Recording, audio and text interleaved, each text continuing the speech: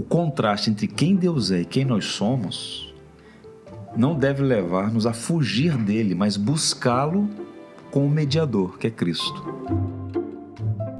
No episódio de hoje conversaremos com o pastor Judiclei Santos sobre o pecado não confessado. Porque muitas vezes o cristão tem dificuldade em confessar seus pecados, como isso afeta a nossa alma e como aprender a confiar na graça de Deus. Sou seu host, Gabriel Garache, e seja bem-vindo a mais um episódio do Papo com o Pastor. Isso me fez lembrar de uma palestra que eu ouvi alguns anos atrás, na verdade já faz algum tempo. Eu ouvi uma exposição do Bruce Milnes, um teólogo britânico. Ele esteve aqui no Rio e foi fazer uma exposição. Ele falou assim, olha, eu quero trabalhar com um dos temas mais importantes da vida cristã. Eu falei, caramba, qual o assunto que ele vai expor? E aí ele fez uma exposição sobre a teologia da oração à luz da Bíblia e da história. Nunca me esqueci. Lindo, lindo. Em algum momento ele falou o seguinte, você sabe por que, embora todos nós cristãos reconheçamos a importância da oração, a maioria de nós não ora adequadamente? Aí ficou todo mundo assim. Eu vou lhe dizer por quê. Nós não oramos porque nós fugimos de Deus. A falta de oração é uma fuga, porque Deus é tão santo, e nós sabemos que nós não somos. Então, buscar a Deus em oração não dá para falsear, não dá para mascarar. Somos o que somos. Aí ele disse uma coisa que eu nunca me esqueci. A oração te deixa despido diante de Deus. É extraordinário. Então, observe que sabemos que orar é importante, mas oramos pouco por conta dos nossos pecados. Agora, existe aquilo que o Salmo 19 diz. Tem uma expressão no Salmo 19 que eu acho fantástica. Ele diz assim, absolve-me das faltas que me são ocultas. Há pecados que nós nem tomamos conhecimento, né? Então, Senhor, tem misericórdia, perdoa-me até do que eu não sei que incorri em erro. Mas o ponto é que a gente está tratando aqui são os pecados conscientes, né? Os pecados que a gente sabe que cometeu e que a gente usa subterfúgio para escondê-los. Via de regra, você tem 3 atitudes em relação ao pecado, né? Você tenta justificar, está muito presente na narrativa da queda. Ah, Senhor, foi a mulher que tu me deste. Mas realmente, né? Tô brincando. Que sua esposa não ouça isso. Vou dormir fora de casa hoje.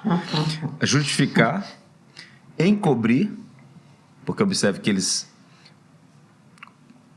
tentaram se esconder da presença de Deus, né? Mas o caminho correto é o quê? A confissão. E a coisa mais extraordinária é que naquela narrativa da queda, ou na narrativa da queda, em Gênesis 3, quando Deus vai ao encontro de Adão e pergunta, Adão, onde estás? Deus não pergunta para obter informação. Deus pergunta para trazer de volta, para ouvir a confissão. Então Deus vai ao nosso encontro. Spurgeon dizia que Deus não permite que seus filhos pequem com sucesso. Em algum momento é uma intervenção. Chega, basta. O Senhor vai permitindo. Mas como somos filhos e aos filhos Deus disciplina, Ele vai ao nosso encontro e nos disciplina para que possamos nos voltar para Ele em confissão. A confissão é isso, é você reconhecer, suplicar o perdão e a misericórdia de Deus e pedir graça para não incorrer mais, seguir em frente na sua jornada. A vereda do justo é como a luz da aurora, vai brilhando mais e mais até de ser perfeito. Não é um salto prodigioso, é um processo, mas sempre que a gente incorrer no erro, temos que buscar a confissão.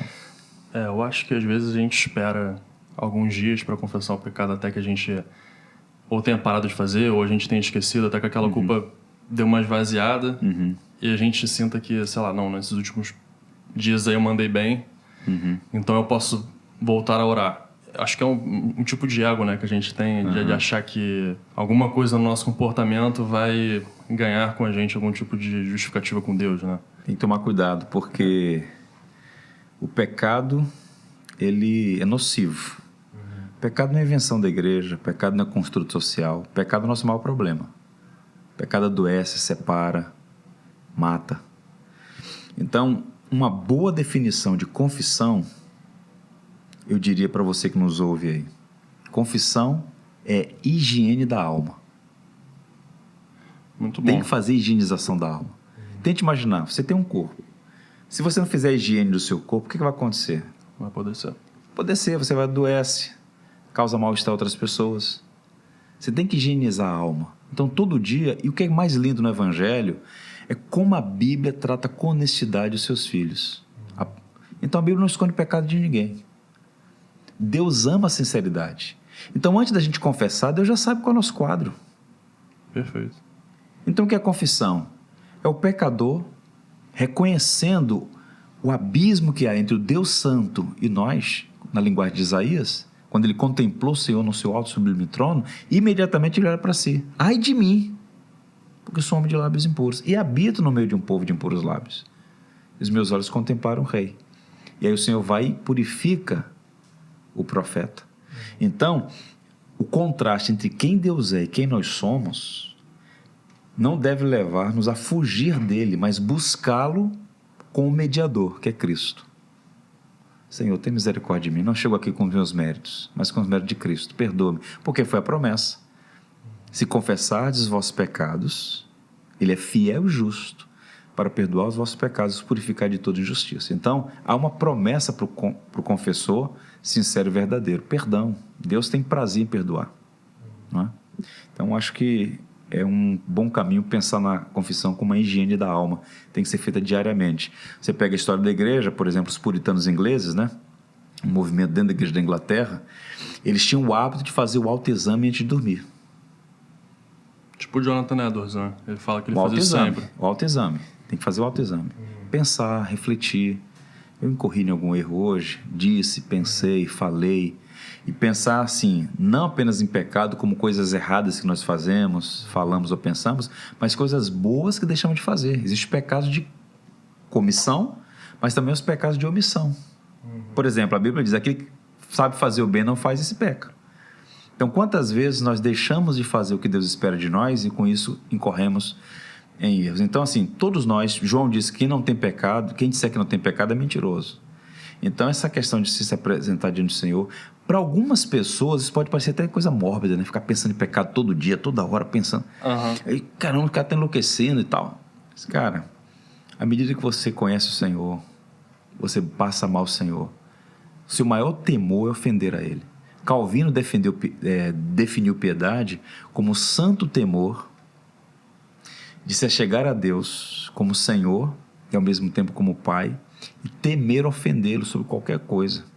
Então, assim, essa preocupação, esse cuidado é um sinal de piedade. E se a gente incorrer em erro, confesse. Deus tem prazer em nos perdoar. Um dos grandes dramas da humanidade é a culpa. É isso que eu ia falar agora, é uma muralha, né? A culpa. Na cabeça do crente é uma muralha. E aí, citando Schaeffer, brilhante Francis Schaeffer, ele dizia: há uma diferença entre sentimento de culpa e culpa moral verdadeira.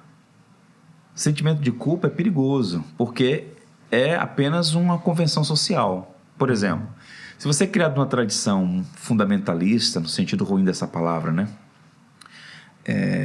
Cerceia a liberdade, confunde o evangelho com a cultura. Por exemplo, em alguns círculos, uma mulher não pode cortar cabelo, não pode usar um par de brincos, não pode usar um batom, por exemplo. Então, se ela, porventura, usar, ela vai se sentir como? Sentir-se culpada. Agora, perguntar: essa culpa é verdadeira ou é falsa? É falsa. O que é culpa moral verdadeira? É uma transgressão da lei revelada. Então, a palavra de Deus é que define para nós o que é certo e o que é errado. Então, se nós transgredirmos, isso gera culpa. E essa culpa só pode ser tratada com o perdão que vem de Deus. Amém. Alívio para a alma, aquela ideia de que você está com uma carga e aquela carga é tirada de sobre os seus ombros. Um exemplo clássico disso, e aí eu recomendo aos nossos ouvintes e ao pessoal aí do podcast que está nos acompanhando: leiam os salmos penitenciais. É um bloco de salmos, muitos deles escritos por Davi, naquele contexto em que ele cometeu aqueles graves pecados, no caso lá com Batseba, e que, confrontado pelo profeta Natan, ele então produz salmos belíssimos, Salmo 32. Enquanto calei, os meus ossos envelheceram, porque a tua mão pesava sobre mim. Comentando esse texto, que o Spurgeon disse: Deus não permite que os seus filhos pequem com sucesso. O peso da mão de Deus é o amor de Deus. Se Deus não pesar a mão sobre o filho que está em pecado, Deus está sendo fazendo juízo. Quando Deus pesa a mão e busca trazer, é sinal do amor de Deus trazendo de volta o filho, né? E tal. Então, o Salmo 32, ele diz: bem-aventurado é o homem a quem o Senhor não atribui culpa. Feliz é o homem. Você pega o Salmo 51, vai na mesma direção. Então, assim, o Salmo, esses salmos apresentam para a gente: a culpa é verdadeira, a culpa pesa, tem consequências, o pecado é danoso, mas o perdão está aí. Isaías diz, e Isaías é chamado de profeta evangélico, que ainda que nossos pecados fossem vermelhos como a escarlata, eles se tornariam brancos como a neve. Então a graça de Deus é suficiente. Há um hino no inário, em um dos nossos inários, o hino 193, Maravilhosa Graça, que tem um texto, uma frase que me encanta. Diz assim: a graça de Deus é maior que a nossa iniquidade. Um pregador do século XIX, D. White Moody, dizia que o diabo usa duas estratégias para afastar as pessoas de Deus. A primeira, e ele é o pai da mentira, é sugerindo que ele é muito bom. Você é muito bom, rapaz. Quem precisa da graça de Deus é as prostitutas de Copacabana e os traficantes do Comando Vermelho. Você é um bom pai de família, um trabalhador, né? Um homem de moral. Isso é mentira, porque não há um justo nenhum sequer. Tem os que estão na mina e tem os que estão no cume da montanha, mas ambos estão distantes das estrelas. Não há um justo nenhum sequer. Então, não se iluda, você não é bom. Não é pelos seus méritos que você é amado. Você é amado apesar de você. Amém. O outro extremo que o pai da mentira usa é o seguinte: cara, você é tão mal, seu pecado é tão grave, tão vergonhoso. Cara, esse negócio não é para você não. Você vai pedir perdão hoje aqui, mas amanhã você vai incorrer no mesmo erro. Voltaire dizia isso, ele fazia essa crítica aos cristãos. Os cristãos são aqueles que pedem perdão no domingo para pecar na segunda. E essa culpa da reincidência, muitas vezes, gera um desânimo tão grande no indivíduo que ele fala: olha, não dá para mim não. Ele se entrega ao pecado. Então, há perdão, há graça. Então, confesse, a misericórdia de Deus é uma coisa extraordinária. Deus tem prazer na misericórdia. Ele é um Deus clemente, um Deus tardio em iraça, então um Deus benevolente, que conhece a nossa fraqueza. Eu encerro dizendo o seguinte: o salmista disse certa vez: se tu observares iniquidade, Senhor, quem poderá ficar de pé? Se Deus observar os nossos pecados, nenhum de nós pode ficar de pé. Sim. É pela misericórdia. Então, vale a pena. Busca o Senhor, confessa, receba a graça, siga em frente. Agora, a boa notícia: haverá um dia, uma hora e um momento que nós receberemos um corpo semelhante do Senhor, em que pecar será uma impossibilidade. Seremos incorruptíveis. Deus nos ajude até lá.